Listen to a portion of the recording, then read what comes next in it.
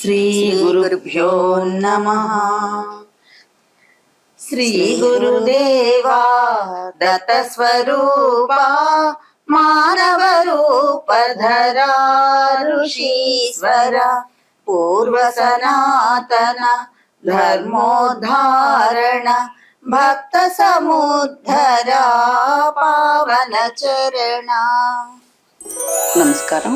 మనం ప్రతి శనివారం జరుపుకునే స్వామి భక్తుల సత్సంగానికి శుభాహ్వానం పలుకుతూ మనం కోటి తీర్థం, తెలుగురాయపురం, పెరుమాళ్లపాడుకు చెందిన కొంతమంది స్వామి భక్తులను కలిసాము. వారు స్వామివారు తమకు ఏం చెప్పారు అనేది ఇప్పుడు తెలుసుకుందాం. నమస్కారం. శనివారం నాడు మనం నిర్వహించుకుంటున్న స్వామి భక్తుల సత్సంగానికి స్వాగతం, శుభస్వాగతం. ఇంతకు ఈ సత్సంగం ఎందుకు అని ఒక ప్రశ్న వేసుకున్నట్టయితే, ఈ సత్సంగం అనే భావాన్ని, ప్రక్రియను అనాదిగా మహాత్ములు మన దేశంలో వాళ్ళ జీవితాలంతా ప్రచారం చేశారు. వేదవ్యాసం నుంచి భరద్వాజ మాస్టర్ గారి వరకు. సత్సంగం వల్ల మానవ జాతి సౌభాగ్యవంతం అవుతుంది, సుసంపన్నం అవుతుంది. దాని ద్వారా అద్భుతమైన మానవీయ విద్య లభిస్తుంది. ఇలా అనేక కోణాలలో సత్సంగాన్ని ప్రస్తుతించారు, ప్రవచించారు, అనుసరించారు, ఆచరించారు. మహాత్ములందరూ కూడా చేసిన గొప్ప ప్రబోధం సత్సంగం. పూజ్యులు భరద్వాజ మాస్టర్ గారి దివ్య చరణాల వల్ల, ఆయన సాన్నిధ్యం వల్ల మనకు అబ్బినటువంటి ఒక అదృష్టం ఈ సత్సంగం. తెలుగురాయపురంలో చీతిరాల వెంకటస్వామి అనే పెద్ద ఆయన స్వామివారు తరచుగా రామాలయం మీదుగా వెళ్ళేవారు. ఒకరోజు మా ఇంటికి వచ్చారు. అయ్యా, అగ్గిపుల్ల కావాలా అన్నారు. నేను అగ్గిపుల్ల తెచ్చే లోపల నీకు రెండో వివాహం ఉందని ఒక పేనా కాగితం తెచ్చి రాసుకో అయ్యా అన్నారు. అప్పటికే నాకు వివాహం అయ్యి 2 కొడుకులు ఉన్నారు. ఏంది స్వామి ఇట్లా చెప్పారే అనుకున్నాను. ఆ తర్వాత 2 సంవత్సరాల్లో నా భార్య చనిపోయి నేను రెండో వివాహం చేసుకోవాల్సి వచ్చింది అని ఆ పెద్ద ఆయన చెప్పారు. దాన్ని ఇటీవల మళ్ళా ఆయన పెద్ద కొడుకు సుబ్బారావు మనకి ఆ విషయాన్ని వాళ్ళ నాన్న ద్వారా తనకు తెలిసింది మనకు వివరించారు. అప్పట్లో తాను 6వ తరగతి చదువుతున్నానని, తను కలువాయిలో స్వామివారికి యాసిడ్ పడ్డప్పుడు హాస్పిటల్లో ఉన్నప్పుడు కూడా చూశానని, అక్కడ మాకు ఒక అంగడి ఉండేది, నేను ఎక్కువగా అక్కడ ఉంటే తులసవ్వ ఉండేది, స్వామి కాలినప్పుడు హాస్పిటల్లో ఉన్నారు అని ఎన్నో విషయాలు గుర్తు చేసుకున్నారు. ఇంటి పేరు చీతిరాల సుబ్బారావు. వయసు 72. ఊరి పేరు తెలుగురాయపురం. వెంకటస్వామి మీరు ఎక్కడ చూసారు? నూకలపల్లి అడివారా, బొంతలు, తెప్పలు, అక్కడ అది ఉండేవాడు అనమాట. మీకు అప్పుడు ఎంత వయసు? అప్పుడా మాకు ఎంతో వయసు ఉంటుంది. 6వ క్లాసు పోతున్నది. 6వ క్లాస్ టైంలో ఆయన అక్కడ బొంతల్లో కూర్చొని ఉండేది. తాటి మట్ట అని నుంచి ఒక కుండ, ఇవన్నీ ఒక మోగుతుంట అవన్నీ పెట్టుకొని ఉండేవాడు. మేము పాస్ అవుతామా ఫెయిల్ అవుతాం అనేది ఆయనకి అడుగు కనుక్కునేవాడు. ఆయన ఏం చెప్పేవాడు అంటే అడుగులు, ఏందో కోట్లు, ఈ దారాలు ఇచ్చేది ఈ చెప్పేదే కానీ మాకు అది చెప్పేదిగా. గొంగడి కూడా పైన ఉండేది అమ్మ, గోతం పట్ట ఒకటి ఉండేది. అదేవిధంగా ఆయన అక్కడ ఉంటే మేము రోజు ఆయన పోతా వస్తుంటాం. అమ్మ మళ్ళీ కోచత్తం కాడ కూడా ఉండేవాడు. మళ్ళీ కరువాయిలో ఆయనకు అగ్ని రాకం పోసింది. కరువాయి గవర్నమెంట్ హాస్పిటల్లో ఒక చిన్న ఇల్లు కట్టి ఉన్నారు. ఆ ఇంట్లో ఆయనకు యాసిడ్ పోసింది. ఎవరు పోసిందనే తెలియదు. అప్పుడు వాళ్ళ అమ్మ వాళ్ళందరూ అక్కడ ఆయనకు బాగు చేస్తారని ఉండడంలో అప్పుడు ఆడ వీలు కాక నెల్లూరు పెద్ద హాస్పిటల్ తీసుకొని వచ్చారు. అప్పుడు ఆడ నుంచి గొరకముడి చేరిండు. అది మా పెద్దోళ్ళు మా నాయన అడిగిందంట. ఏమడిగాడు? మా నాయన దాన్ని పోతా ఉంటే మేము అంగడి మేవాడు అక్కడ కూర్చొని ఉంటే దాన్ని పోతా మా ఇంటికి వచ్చాడు. మా ఇంటికి వచ్చి, మీ నాన్న పేరు వెంకటస్వామి, నీకు 2వ వివాహం అని రాసుకోమన్నాడు. అప్పటికి మా అమ్మ ఉంది. 2వ వివాహం అని రాసుకోమన్నాడు. ఇదేంటా దాన్ని పోతా మా ఇంటికి వచ్చి 2వ వివాహం రాసుకోమంటుండ్రే, ఇదేంటి స్వామి అని అంటే, అదంటే నువ్వు నీకు 2వ లగ్నం ఉంటున్నాడంటే అయిపోయింది. అమ్మ ఆయన పోయి సంవత్సరానికల్లా మా అమ్మ చచ్చిపోయింది. ఏమి? క్యాన్సర్ చచ్చిపోయింది. అప్పుడు ఆయన 2వ పెళ్లి చేసుకోవాల్సి వచ్చింది. తర్వాత ఇంకెప్పుడు ఏం అడగల? ఇంకెప్పుడు నేను బాగా అది జరిగింది ఇక్కడనే. అది కూడా మా నాయన చెప్తే మాకు ఇట్లా జరిగింది అయ్యా అని మాకు తెలుసు. ఈరోజు సత్సంగం మొట్టమొదట ఒకరు ఉన్నారు. వాళ్ళు ఏమి స్వామిని పిలవలేదు. స్వామి దివ్యత్వం వాళ్ళకి తెలియదు. జస్ట్ ఒక స్వామి తెలుసు అంతే. ఆయన పేరు వెంకయ్య స్వామి అని తెలుసు. ఆయన పోతూ పోతూ వచ్చి అయ్యా ఒక అగ్గిపుల్ల ఇస్తావా అని అడిగాడు. ఆ మనిషి అగ్గిపుల్ల తేవడానికి ఇంట్లోకి వెళ్ళి వచ్చేలోగా ఒక పేపర్ తెచ్చుకోయ్యా నీ గురించి చెబుతాను అని వెంటనే నీకు 2వ పెళ్ళుంది అన్నాడు. అప్పుడు అతడు ఆశ్చర్యపోయాడు. నాకు వివాహం అయింది, 2 బిడ్డలు ఉన్నారే, స్వామి ఎందుకు ఇలా చెబుతున్నారు అని అనుకున్నాడు. కానీ అతడు ఆగిపోయాడు. ఆ తర్వాత అతడికి స్వామి చెప్పింది నిజమవ్వడం అతడి జీవితంలో జరిగింది. అయితే ఈ సత్సంగం ఎందుకంటే వెంటనే స్వామివారి పాదాల మీద పడి తండ్రి నాకు తరుణోపాయం ఏది అని కానీ అడిగి ఉంటే అతడు ఆ ప్రమాదం నుంచి బయటపడి ఉండగలిగేవాడు. సత్సంగం యొక్క సత్ప్రయోజనం అది. అదేమిటండి, స్వామి లాంటి మహానుభావులు తలరాతలు మార్చగలరా? తప్పకుండా మార్చగలరు. మహాత్ములు మన జీవితాలను అత్యుత్తమమైన రీతిలో పరిణతి చెందించగలరనే దృష్టియే ఆధ్యాత్మికతలో మూల సూత్రం. మానవుడు తన ప్రయత్నం చేత సాధించలేని విజయాలను, వరాలను మహాత్ములు ఇవ్వగలరు, తమ తపస్సుతో ఇవ్వగలరు.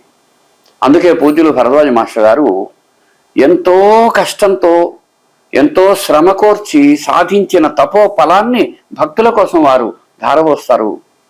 అందువల్లనే భక్తులు సుసంపన్నంగా ఉండగలుగుతారు. అందుకనే వాళ్ళ జీవితాల్లో ఎంతో కష్టపడి సంపాదించిన ధనాన్ని ధర్మానికి వినియోగించాలా అనే అద్భుతమైన ప్రవచనము మహాత్ముల బోధనల సారాంశంలో ఉంటుంది అంటూ దక్షిణ అనే అధ్యాయంలో పూజ్యులు భరద్వాజ మాస్టర్ గారు వివరించి ఉన్నారు. కోటితీర్థంలో కొమ్మి వెంకట సుబ్బయ్య, ఈయన స్వామివారు కోటితీర్థం మండపంలో ఎక్కువగా ఉండేవారు. ఏట్లో నీళ్ళకి కట్టలు కడుతూ ఉంటే స్వామి ఎందుకు ఈ ఎండకి ఇంత శ్రమపడి కష్టపడుతూ ఉన్నారు అన్నప్పుడు, అయ్యా నీళ్లు నిలవ చేసుకుంటే కదయ్యా ముందు ముందు మనకు ఉపయోగపడతాయి, ఇదంతా పైర్లే కదయ్యా అని స్వామివారు అన్నారు. ఆ రోజు స్వామివారు చెప్పిన మాట ఈ రోజు మేము ప్రత్యక్షంగా దాన్ని చూస్తూ ఉన్నాము. స్వామివారు కొద్ది రోజులు కోటితీర్థం నుంచి వెళ్ళిపోయి తర్వాత మళ్ళా 1 సంవత్సరం తర్వాత వచ్చి మళ్ళా కొంతకాలం ఉన్నారని కూడా ఈయన గుర్తు చేసుకున్నారు.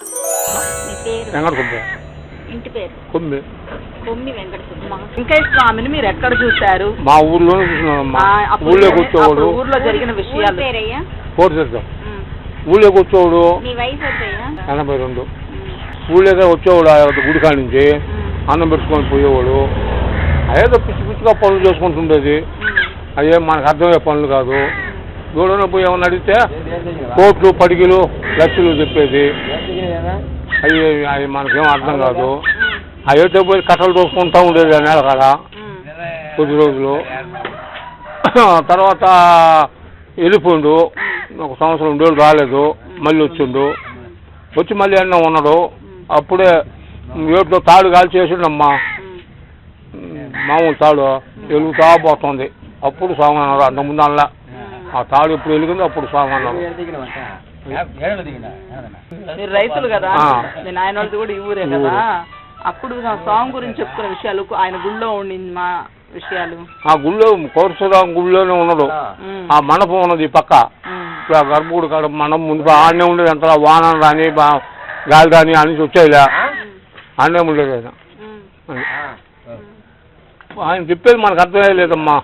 అది ఎవరు చెప్పి ఏం చెప్తాడు? చెప్పేదే అందరికి పోయిన వాళ్ళకి చెప్పేది చెప్పి అది మన కోట్లు, పడుగులు, నీకు 10 లోకలు 10 కోట్లు వస్తాయి, 4 లోకలు 10 కోట్లు వస్తాయి అని ఆ కోట్ల లెక్కలో లక్షల లెక్కలో చెప్పినోడే. కానీ నాకు తెలిసి ఈ ఊరికి ఆయన చెప్పింది ఏమీ లేదు. అయితే ఒకటి, అయ్యా వెనక జరగద్దలయ్యా, వెనక ఉందలయ్యా, వెనక ఉందలయ్యా అని ఏట్లో కట్టలు దోస్తుంటే ఏ స్వామి ఎందుకు ఈ శ్రమ ఎండకు నేల కట్టలు ఎందుకు స్వామి? అయ్యో నీళ్లు నిలబెట్టుకుంటే వెనక బాగుపడతామయ్యా అంటే ఆయన కట్ట దోస్తే నీళ్ళు ఉంటాయా పాయలు అట్లా చెప్పు. మళ్ళా చెప్తాం మాట మాట నీరు దోస్తుంటే ఎందుకు స్వామి? ఆ ఏట్లో కట్టలో నీళ్ళు పాత్రలో పాయ దానికి అడ్డం దోస్తుండేది, అడ్డం చుట్టూ తెగిపోయేది, మళ్ళీ దోస్తుండేది. ఎందుకు స్వామి ఎండకి శ్రమ పడుతున్నాం అంటే, అయ్యో నిలబెట్టుకుంటే వెనక ఇబ్బంది లేకుండా ఉంటుంది అనేది. అది ఒకటి. ఇప్పుడు అది నిలబెట్టబట్టి సోమసాల డామ్ వచ్చింది అదే ఇప్పుడు అర్థం చేసుకున్నాం మనం. అది ఆయన చెప్పిన మాట సోమసాల డామ్ అని. అయ్యో అంతా పైరు లేదయ్యా అనేది. యాడుండి అన్ని బీళ్ళు అయిపోయి ఇప్పుడు మనకు పోయింది. అప్పుడు యాడుండి మనకు పైర్లు అలా మాగాడి కైల్లోనే ఆ తోటల్లోనే కదా అంతా పైరు లేదయ్యా. మేము సరిపోతున్నాం రోణయ్య నేను మేమంతా అలా శుభ్రం మేమందరం గొడవకు బాగా చచ్చిపోతాం. అయ్యో దారాలు ఇస్తాక నెట్ట వేసుకోండి అయ్యా మళ్ళీ ఒకసారి పోయినాం. అప్పుడు మనం మూడోసారి పోయినప్పుడు మెత్తబడిపోయినట్టు పోయినాం. అంత పిల్లోడే ఉన్నాడా ఎంతుందిరా ఇంతే ఏం లేవు ఎన్నికలు తప్ప కాళ్ళు ఉన్నప్పుడు గౌలీలో ఏం లేదు దాని పొందాలా అంత అయింది కొంటాం. అదే లాస్ట్ చూడటం. నీళ్ళకి ఎందుకయ్యా అడ్డుకట్ట వేస్తావు అందరూ నేను పిచ్చోడు అనుకుంటున్నారే. లేదు, నీళ్లను నిలబెట్టుకోవాలి. నిలబెట్టిన నీళ్ల ద్వారా జీవితాన్ని సుసంపన్నం చేసుకోవాలి. అది కేవలం ఒక దేశానికి ఒక జాతికి చెందింది కాదు, మానవ జాతి మొత్తానికి చెప్పిన అద్భుతమైన ప్రబోధం అది. నీళ్లున్నాయే నదీనాం సాగరోగతి. నదులు ఎక్కడో పర్వతాల మించి సాగరంలోకి వెళ్ళిపోయేలోగా వాటిని ఎక్కడక్కడ అడ్డుకట్ట కట్టి ఆ అడ్డుకట్ట ద్వారా నిలవ ఉంచిన నీళ్లను సద్వినియోగం చేసుకోవటం. అందులో మనము ప్రతి వారం గురువారం అవగానే 5 గంటలకు వేకువన స్వామివారిని జ్ఞాపకం చేసుకుంటూ స్వామివారు గుండం వెలిగించిన దత్తాత్రేయ మఠం నుంచి స్వామివారు మరొక చోట గుండం వేసినటువంటి శ్రీరంగనాయక స్వామివారి దేవాలయం వరకు, రంగనాథుడి దేవాలయం వరకు, మనకు నెల్లూరులో వెనక ఉండేటువంటి రాగి చెట్టు కింద కూడా స్వామి గుండం వేశారు కదా. ఈ 2 చోట్ల మధ్యలో వేకువనే లేచి భగవన్నామం చేస్తూ ఎదుట వచ్చిన ప్రతివారు పరమాత్మ రూపంగా భావిస్తూ నామస్మరణతో అక్కడికి వెడుతూ ఉంటాం. అది ప్రతి గురువారం జరిగే విషయం. చాలా మందికి భక్తులైన మనలో చాలా మందికి తెలిసి ఉండవచ్చు. అది ఎందుకంటే ఈ 2 చోట్ల స్వామి గుండం వెలిగించారు. గుండం వెలిగించి ఈ శ్రేయస్సు కోసమే ఎంతగానో ఆయన చేశారు. ఆ ఎదుట పక్కనే పెన్నా నది ఉంది. ఈరోజు ఎప్పుడూ పెన్నమ్మ జలపూర్ణమై ఉంటుంది. ఒకనాడు వచ్చిన నీళ్లు వచ్చినట్టు సముద్రానికి వెళ్ళిపోయేవి.